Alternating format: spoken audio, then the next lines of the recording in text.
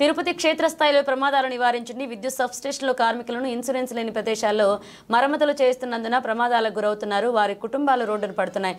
Substation నిర్మాణానికి భూములు ఇచ్చినటువంటి రైతులు 3 దశాబ్దాలకు పైగా విద్యుత్ సంస్థల్లో విధులు నిర్వహిస్తున్నటువంటి కార్మికులను అన్స్కిల్డ్ నుండి పదోన్నతి ఇవ్వాలని 3 దశాబ్దాలకు పైగా విద్యుత్ సంస్థలో విధులు నిర్వహిస్తున్నటువంటి కార్మికులను అన్స్కిల్డ్ నుండి పదోన్నతి ఇవ్వాలని విద్యుత్ కార్మిక సంఘాలు కోరగా విద్యుత్ యాజమాన్యం వారికి ఫీల్డ్ అసిస్టెంట్ ఉద్యోగాలు ఇవ్వడం జరిగింది.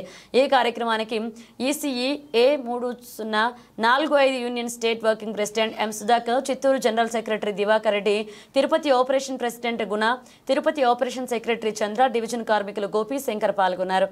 విద్యుత్ కార్మికులందరికీ ఎప్పుడో వందాలండి. తిరుపతి ఆపరేషన్ ఎగ్జిక్యూటివ్ ఇంజనీర్ గారిని మన జిల్లా కమిటీ తరఫున మాట్లాడడం జరిగింది. ప్రధానంగా ఎవరైతే ఫీల్డ్ అసిస్టెంట్గా మన యాజమాన్యం నియమించిందో వారందరూ కూడా సబ్స్టేషన్ల నియామకాన్ని, సబ్స్టేషన్ల కన్స్ట్రక్షన్ జరిగేటప్పుడు మన విద్యుత్ సంస్థకి భూములు ఇచ్చినటువంటి ప్రధానంగా రైతులు ఉన్నారు. అదేవిధంగా సబ్స్టేషన్లో సంవత్సరాల తరబడి పనిచేసి వాళ్ళ ఐటీఐ క్వాలిఫికేషన్ ఉండి వాళ్ళకు ప్రమోట్ చేయకుండా ఉంటే దాన్ని పదే విద్యుత్ సంస్థలో ఉన్న యూనియన్లన్నీ కూడా రిక్వెస్ట్ చేయడం కారణంగా విద్యుత్ యాజమాన్యం ఒక మంచి నిర్ణయం తీసుకుంది. ఎందుకంటే వాళ్ళని ప్రమోట్ చేస్తూ ఫీల్డ్ అసిస్టెంట్గా నియమించడం జరిగింది. ఫీల్డ్ అసిస్టెంట్ అంటే ఏంటంటే వాళ్ళని పూర్తిగా ఏదైతే ఒక సెక్షన్కి వాళ్ళు ఏ ఏరియాకి సంబంధించిన వ్యక్తులో ఆ ఏరియాలో ఒక సెక్షన్కి ఇచ్చి ఆ సెక్షన్లో ఉన్నటువంటి వర్కులు చేసుకోమని చెప్పేసి చెప్పడం జరిగింది. వాళ్ళ సబ్స్టేషన్లోకి ఇవ్వలేదు. కానీ అప్పుడున్నటువంటి కార్మికులు అంగీకరించి మేము ఫీల్డ్ మీద పనిచేయడానికి ఏ విధంగా అంగీకరించారంటే వాళ్ళ ఏజ్ ఫ్యాక్టర్ని ఆలోచించి వాళ్ళని గౌరవించి పని చేయించుకోమని చెప్పేసి విద్యుత్ యాజమాన్యం చాలా స్పష్టంగా చెప్పింది.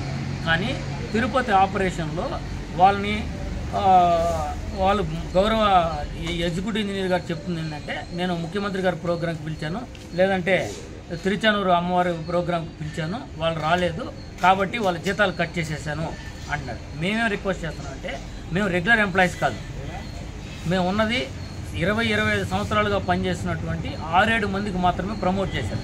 ఆ 6-7 మందిని మనకు లైన్మెన్స్ కిందనో ఏఈ గారి కిందనో ఆ సెక్షన్లో వాడుకోమని చెప్తే మీరు ఎక్కడో ఉన్నటువంటి సెక్షన్కి సంబంధించిన అబ్బాయిని తిరుచానూరుకి వేస్తున్నారు, లేదంటే ఇంకొక ప్రోగ్రాంకి వేస్తున్నారు. సార్ దయచేసి మీరు అర్థం చేసుకోవాలి, వాళ్ళకి ఇచ్చేది చాలా తక్కువ జీతం, 20,000 జీతం.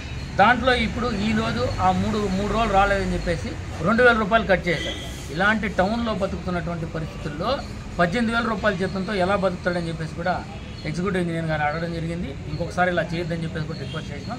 వారికి స్పష్టంగా ఒకటే చెప్పాం, వాళ్ళు ఏ సెక్షన్లో అయితే మీరు పని అప్పచెప్పిందో విద్యుత్ యాజమాన్యం ఆ సెక్షన్లో వాడుకోమని చెప్పేసి క్లియర్గా తెలియజేసాం. అది మీ అందరూ దృష్టికి తీసుకొస్తాం. రెండోది, ఏదైతే ఈ సబ్స్టేషన్లో ఆపరేటర్స్ ఉన్నారో వాళ్ళు వారి యొక్క సబ్స్టేషన్లో మాత్రమే విధులు నిర్వహించాలి. ఫీల్డ్లో వాళ్ళు తీసుకెళ్లడం వల్ల వాళ్ళకి ఏదైనా యాక్సిడెంటల్ జరిగితే వాళ్ళ కుటుంబాలు ఎలైట్ హాస్పిటల్లోనూ లేదంటే ఈ కాలిపోయే అర్ధాకలతో అలమటిస్తున్నారని చెప్పేసి కూడా ఆయన దృష్టికి తీసుకెళ్ళింది. గౌరవ ఎగ్జిక్యూటివ్ ఇంజనీర్ గారికి మేము తెలియజేసింది ఏంటంటే, వాళ్ళ సబ్స్టేషన్లో మాత్రమే వాడుకోమని విద్యుత్ యాజమాన్యం అగ్రిమెంట్ చేసుకుంది. కాంట్రాక్టర్ గారు మా దగ్గర అందుబాటులో లేడు. కాంట్రాక్టర్ గారు ఎక్కడో ఉంటాడు, పని చేసేది మీ దగ్గర మేము పని చేస్తున్నాం, మీరు కాంట్రాక్టర్కి ఇస్తున్నారు, కాంట్రాక్టర్ గారి దగ్గర నుంచి మాకు వస్తాను. మేమన్నామంటే జీతం కట్ చేసేటప్పుడు కాంట్రాక్టర్ గారికి కాల్ చేసి నాకు తెలియదు మీ జీతం ఎందుకు కట్ చేశారు అంటున్నారు. కన్సల్ట్ ఏడీ గారిని అడిగితే వాళ్ళు నాకు తెలియదు అంటారు. ఇక్కడికి వచ్చి అడిగితే మేమే కట్ చేసినామంటారు. మేమంటే పక్కా విధి విధానాలు లేకుండా మీరు ఇంత పెద్ద స్థాయిలో ఉన్నట్టు వ్యక్తులు కింద కార్మికుల మీద చిన్న చూపు చూడదని చెప్పేసి కూడా రిక్వెస్ట్ చేయడం జరిగింది. ప్రధానంగా సబ్స్టేషన్లో విధులు నిర్వహిస్తున్నటువంటి దగ్గర వాచ్మెన్లు తీసేశారు. మేమేం అడుగుతున్నామంటే, చిన్న కర్మాగారాలు పెట్టుకున్నటువంటి చోట కూడా చిన్న వీళ్ళు కూడా ఒక వాచ్మెన్ పెట్టుకుంటారు. కోట్ల రూపాయల ప్రజాధనంతో నిర్మించినటువంటి సబ్స్టేషన్కి వాచ్మెన్ లేడు. మీరు ఫీల్డ్లో పనిచేయాలంటారు. సబ్స్టేషన్లో డ్యూటీలో ఉన్న అబ్బాయి ఎక్కడో ఫీజు పోతే ప్రజలు ఎవరన్నా కాల్ చేస్తే డ్యూటీ వదిలి అతను అక్కడికి ఎలా వెళ్తాడు? కనీసం వాచ్మెన్ లేకుండా ఇప్పటి వరకు చాలా ప్రమాదాలు జరిగాయి. ఒక ఫీజు పోతే చిన్న ఫీజే పైకెక్కి వేయాలి, 12 అడుగులు 15 అడుగులు పైకి ఎక్కారు, కింద వాచ్మెన్ ఉన్నాడు. రాత్రుల్లో వాళ్ళు ఎలా డ్యూటీ చేస్తారు?